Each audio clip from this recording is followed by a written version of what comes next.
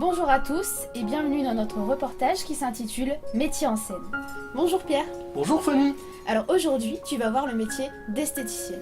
C'est ça, et toi le métier de carreleur. C'est bien ça. Alors on se retrouve tout de suite après.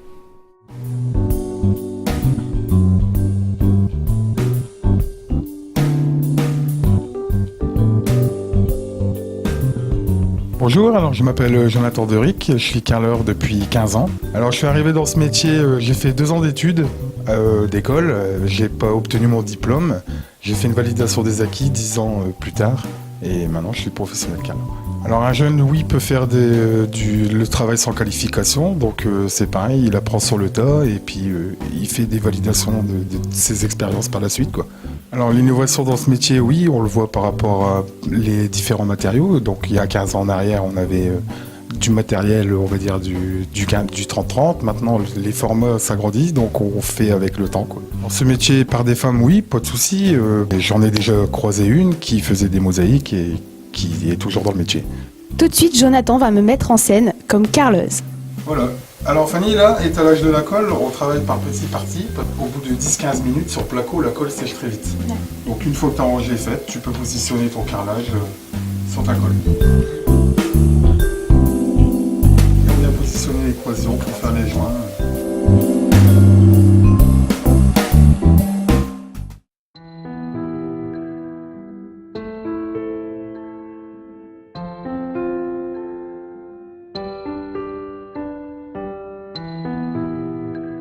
Bonjour, je m'appelle Elvire, je suis esthéticienne depuis 1999 et installée sur un niche depuis 2001. Esthéticienne, c'est un métier avant tout de contact et apporter du bien-être aux personnes. Pour pouvoir vivre du métier d'esthéticienne, pour l'instant, le CAP suffit. Moi, personnellement, j'ai passé un CAP et un BTS esthétique cosmétique, suivi d'une formation de socio-esthéticienne, donc notamment pour travailler dans les milieux hospitaliers et milieux de réinsertion, pour plus travailler sur l'estime de soi. Alors, le métier d'esthéticienne est un métier qui m'a toujours plu, notamment étant petite avec les produits de maquillage, les crèmes. Et puis j'aime le métier de contact et apporter du bien-être aux gens, c'est important, je trouve. En termes de bien-être, au sein de mon institut, je propose des soins du visage, les soins du corps, et notamment le spa jet qui peut être suivi d'un modelage du dos ou un modelage du corps.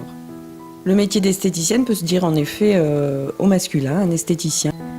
Le métier d'esthéticienne est un métier où il faut toujours suivre les nouveautés. C'est un métier qui innove sans arrêt. Je suis notamment allée au congrès de l'esthétique début avril pour voir les dernières nouveautés à proposer à mes clientes qui sont très demandeuses et à la pointe.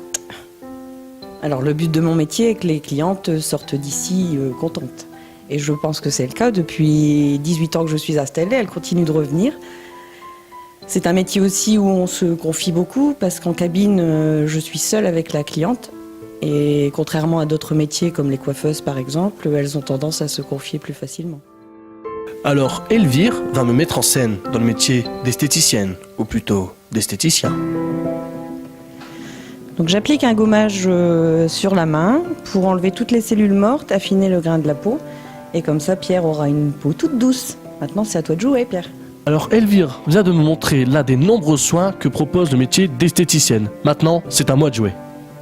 Alors tu vois, là, Pierre, pour l'instant, je n'ai pas trop d'effet parce que je sors les petites particules gommer ma peau.